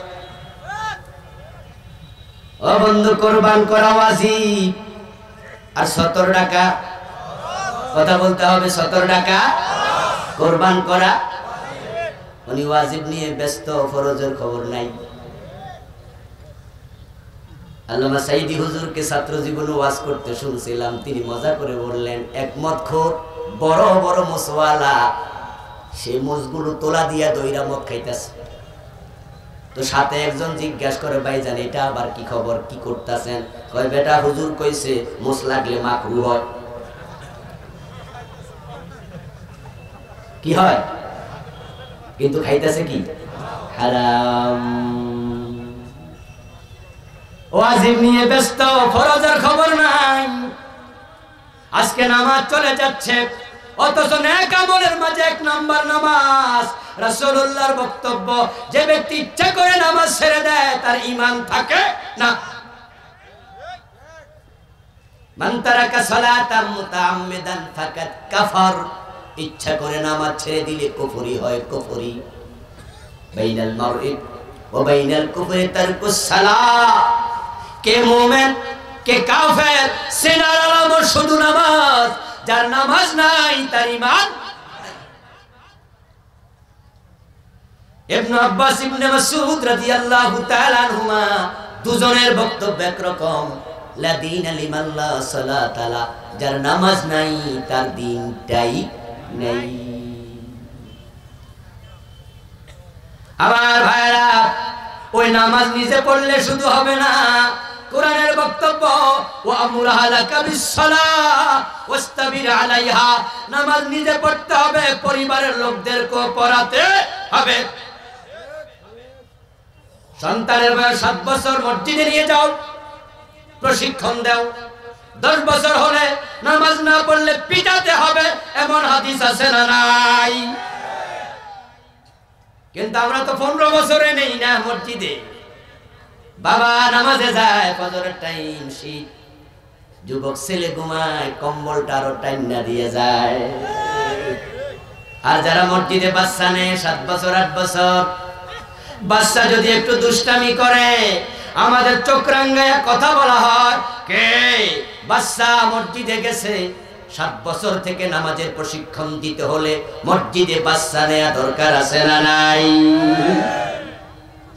7-8 বছর বয়সের পোলাপান 3-4 জন নামাজের ফাঁকে বাবার পাশ থেকে দৌড়াইয়া পিছনে চলে গেছে, যাইয়া 3 জনে হাসাহাসি করতেছে, আর মুসল্লি তো নামাজে খাড়াইয়া খাড়াইয়া ফুলতাছে যে নামাজটা ছাড়তে পারি না, পারলে তোদের খবর আসিব। নামাজের মাঝে মেজাজ গরম করে বসে আছে, সালাম ফিরাইতে দেরি, আজরাইলের ছোট ভাইয়ের মতো ধরতে দেরি নাই। এই কার পোলাপান কে মসজিদে হাসলো, এমন ধমক মারে ওই বাচ্চারা চোখের পানি ছাইরা দিয়া কান্দে, ডরে অস্থির। অথচ নবী মুহাম্মদ সেজদায় যখন যেতেন হাসান হুসাইন তার কান্দে উঠত। হযরত জয়নবের মেয়ে উমামা রাদিয়াল্লাহু তাআলা আনহাকে বিশ্বনবী কোলে নিয়ে নামাজ পড়েছেন, কোলে নিয়ে। রাসূল যখন রুকুতে যেতেন কোল থেকে নামায়া রুকু করে সিজদা করে আবার যখন দাঁড়াতেন উমামাকে আবার কোলে নিয়ে রাসূল নামাজ পড়তেন। রাসূলের কান্দে হাসান হুসাইন ওঠে, কোলে উমামা ওঠে, উনি দমকায় না। আর আমনেও নামাজি এমন দমক মারে, পোলাপান ডরে কান্দে। পরের দিন বাপে কয় বাপ মসজিদে চল, ফোলা কয় আব্বা কিয়ামত পর্যন্ত আর যাইতাম না। ওই যে লাল দাড়িওয়ালা বেটা যে ধমক মারছে আমার পাইলে খবর আছে। আমি এটা বলি না মসজিদকে মাছ বাজার বানাইয়া দেবেন, পোলাপানকেও কন্ট্রোল করবেন, দুষ্টামি করলে ভালোবাসা দিয়া কাছে তাই না কপালে চুমু দিয়া বুঝাইয়া দিতে হবে। পকেটে চকলেট নিয়ে যাবেন, চকলেট নিয়ে। নামাজের পরে যে বাচ্চা হাসছে দুষ্টামি করছে তারে কাছে টাইকা একটা চকলেট হাতে দিয়ে আপনি বলবেন বাজান কালকে যদি মসজিদে আসো দুষ্টামি না করো, চকলেট 2টা দিব। তাহলে দেখবেন বাচ্চারা পরের দিন প্রতিযোগিতা করবে চকলেট খাওয়ার জন্য, একজন একজনকে গুতা মারবো, এই ইশারা দিয়া কইব কথা কমু না, চকলেট 2টা পামু। যে মসজিদগুলোতে যুবক থাকে না, বাচ্চা থাকে না, ওই মসজিদগুলো আস্তে আস্তে লোক শূন্য হয়ে যাবে। কিন্তু পরিতাপ আজকে আমরা নামাজের ব্যাপারে বেখবর হয়ে যাচ্ছি। এই নামাজ আমাদেরকে আল্লাহ পর্যন্ত পৌঁছায়া দেবে। নামাজ ঐক্যের শিক্ষা দেয়, ঐক্যের শিক্ষা। নামাজে দাঁড়াও কাঁধে কাঁধ মিলায়া, পায়ে পা মিলায়া, নামাজে দাঁড়াও সোজা হইয়া ইমামের পিছনে সামি আল্লাহু লিমান হামিদা বলবে, সবাই একতাবদ্ধ হয়ে দাঁড়ায়া যাও। এমপি হোক আর মন্ত্রী হোক মাথা তুলে তাকেও দাঁড়াতে হবে। ঐক্যের শিক্ষা নেও। কিন্তু সে মুসলমান আজকে নামাজ নিয়েও মসজিদ ঝগড়া করে আলাদা বানাচ্ছে। নামাজ নিয়ে এমন ফতুয়াবাজি চলছে, হ্যাঁ, যে আমিন জোরে কইছে তারে মসজিদে বাইর করে দিবা, আমিন জোরে কইছে নামাজের পরে তারা ধরবা, পাইলো কই জিগাইবা। আশ্চর্য আশ্চর্য, তুমি এমন কেন করো ভাই? মসজিদ তো তোমার না, আল্লাহর মসজিদ থেকে তুমি বাইর করবা এই অধিকার তোমাকে কে দিয়েছে? মসজিদ তো আল্লাহর। হজ এবং উমরা করার জন্য আপনারা যারা গিয়েছেন আপনারা একটু জবাব দেবেন, একটু জোরে বলেন তো ভাইয়েরা, সেখানে জোরে আমিন বলার লোক আছে না নাই? ওখানে ভুতা মারছেন কয়দিন? পাশের জন একটু জোরে আমিন কইয়া লাইছে, আপনি নামাজের ভিতরে খেপা রইছেন, সালাম ফিরাইয়া ধরুন। কেন রে ভাই? শাফি মাযহাবে জোরে আমিন বলার ফতোয়া আছে না নাই? বাড়িতে রাজশাহী বেড়াইতে আসছে আপনাদের মধুপুর, মাগরিবের নামাজে দাঁড়াইছে, ইমান বলছে আল্লাহ তো আল্লিন। ও বেটা তো রাজশাহীর লোক, ওখানে আহলে হাদিস আছে, অভ্যাস মতো সেও জোরে একটা আমিন না হয় কইয়া লাইছে। আপনি তার উপর খেপেন কেন? আপনি তো খেপেন বেনামাজির সাথে। যে যুবকটা সিগারেট টানে, গাঁজা খায়, মসজিদে আসে না, আপনি তার সাথে তর্ক করেন। নামাজি আপনার বন্ধু, তার সাথে কোনো তর্ক করা যাবে না। রুহামাউ বাইনাহুম, সে আপনার ভাই, সে আপনার বন্ধু।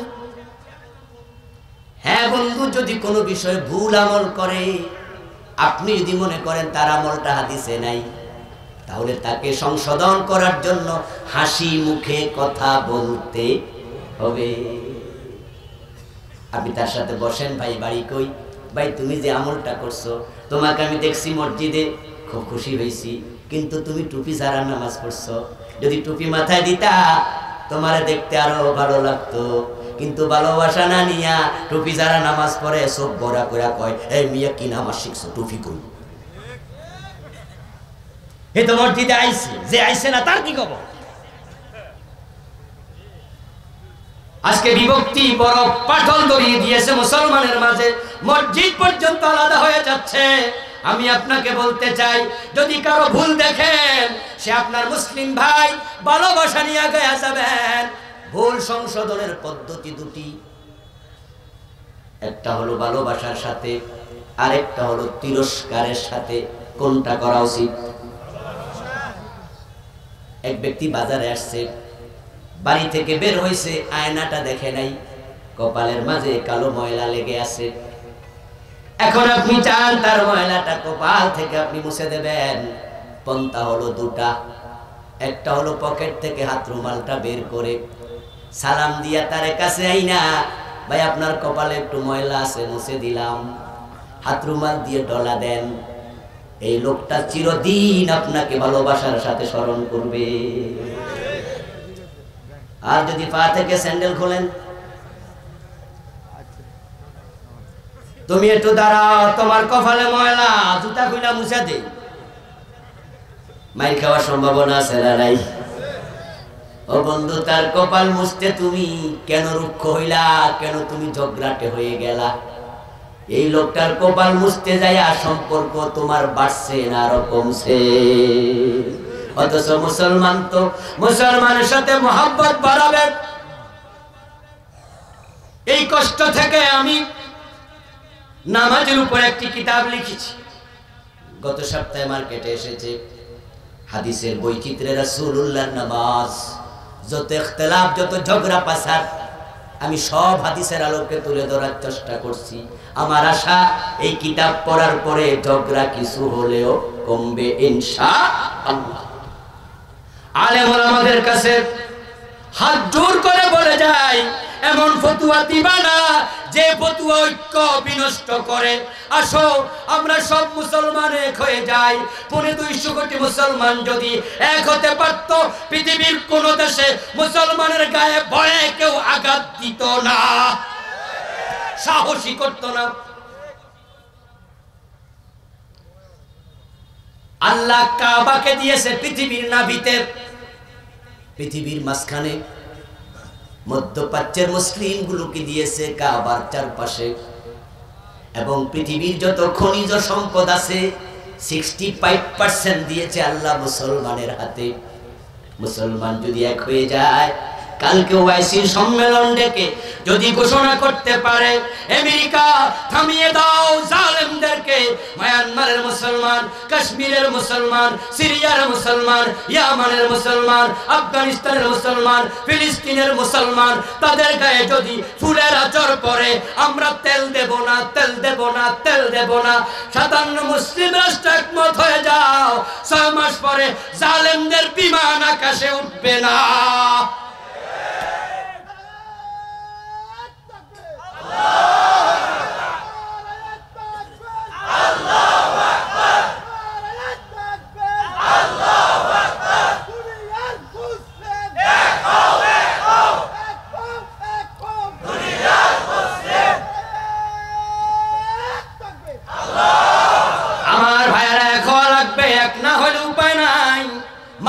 খাওয়া লাগবে, ঠিক না? কপালে মায়ের আরো আছে। কি ভাবছেন ভারত কাশ্মীরে মুসলমান মারে, আমাদেরকে তো গম দে, আমাদের পেঁয়াজও দে বড় বড় সাইয়া, আমাদেরকে তার মারে না। আমেরিকা ইরাকে মারে, আমাদের তো মারে না, আমাদেরকে ডলার দেয়। বিশ্ব ব্যাংকের কইছে বাংলাদেশে কত লাগবে দেও দেও। ইরাকে মারে, আমারে তো মারে না। কাশ্মীরে মারে, আমারে তো মারে না। মায়ানমারে মারে, আমারে তো মারে না। অসুবিধা কি? আমি তো আছি আরামে। ও বন্ধু শোনো, এক কৃষক ছাগল কিনে আনছে বাজার থেকে, এনে রাতের বেলায় বাঁধছে। ছাগল তাকাইয়া দেখে তার পাশের খুঁটায় একটা গাদা রশি দিয়ে বাঁধা। সকাল হলো, ফজরের পর পর মালিক এতগুলা কাঁঠাল পাতা আনছে, আইনা ছাগলের সামনে দিছে, খা। ছাগলটা কাঁঠাল পাতা মজা করে খাইছে। খাইয়া জিব্বাটা লড়াইতে লড়াইতে গাদার দিকে তাকায়া কয়, কিরে গাদা, এই বাড়িতে কতদিন থাকস, কিন্তু তোর কপালে কাঁঠাল পাতা। কথা কয় না ভাই, কাঁঠাল পাতা। সকাল 10টার দিকে ছাগলটারে নিয়া মালিক গোসল দিছে। গোসল করে সরিষার তেল ছাগলের পুরা বডিতে শিংয়ের মাঝে গোসা গোসা সুন্দর করে লাগায়া ওই শিংগুলাতে কালো একটা কালার দিছে, কালো কালার, কালো রং দিয়া একবারে তেল তেলে ভাব। ছাগলটা খুশি, গাদারে কয়, এই বাড়িতে কতদিন থাকস, গোসল তো তোরে দিল না, তেলও দিল না, কালো রঙও দিল না, দেখ আমারে কেমনে সাজায়, কত আদর করে। গাদাটা এবার কয়, বেশি খুশি হইও না, সামনে শুক্রবারে কোরবান। কাঁঠাল পাতা খাইয়া খুশি হইও না, তেল পাইয়া খুশি হইও না, শুক্রবারে টের পাইবা এই যত্ন কেন করে। যদি তোমরা মুসলমান ঐক্য হতে না পারো, সামনে তোমাদের কুরবান অপেক্ষা করছে।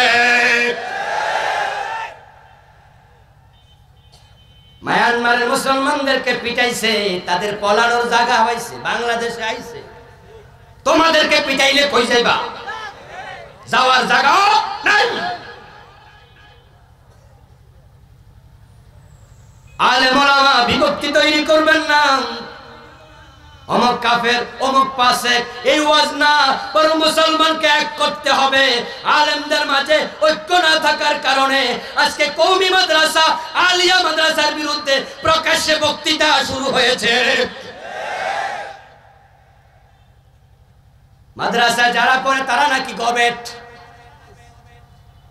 ফেসবুকে আপনারা আজকে এবং গতকাল থেকে ভাইরাল দেখেছেন অনেকেই, একজন অফিসার, সরকারি অফিসার বলতেছে মাদ্রাসায় শুধুমাত্র গবেটেরা পড়ে, ভিক্ষা করে, ভিক্ষা। আলেম ওলামাদেরকে হক করতেছে। যদি আমরা আলেমরা এক হয়ে যেতাম, এই দেশে আলেমের বিরুদ্ধে কথা বলার সাহস কেউ দেখাতে পারত না। এই জন্য আসুন আমরা ঐক্যের শিক্ষা নেই।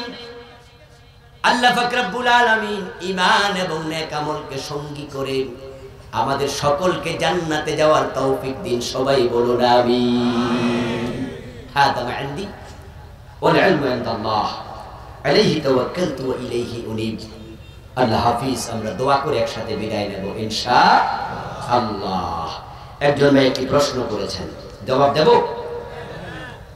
হ্যাঁ, দেখেন না থাক। তাহলে যেহেতু 5 দিনের মাহফিল, সময় আমরা নষ্ট করতে চাই না, জবাব আরেকদিন ইনশাআল্লাহ নেবেন, অথবা পার্সোনাল প্রশ্ন করে জবাব পাবেন।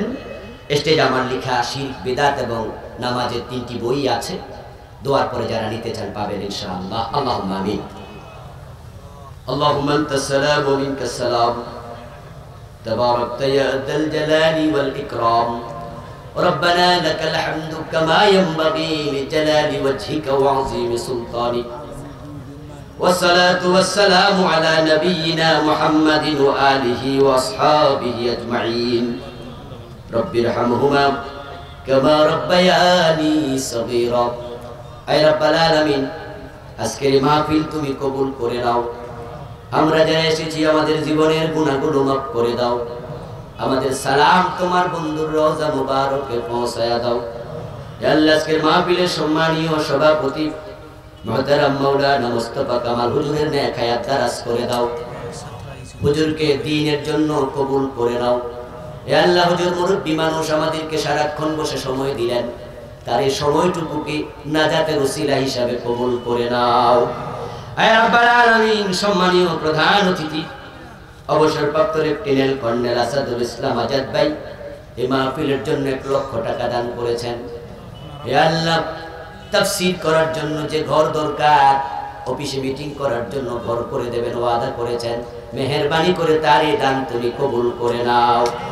ওনার বাবা এই মাহফিলের প্রতিষ্ঠাতা সভাপতি ছিলেন, আজ তিনি দুনিয়ায় নাই মনিব, তার কবরকে জান্নাতের টুকরায় পরিণত করে দাও।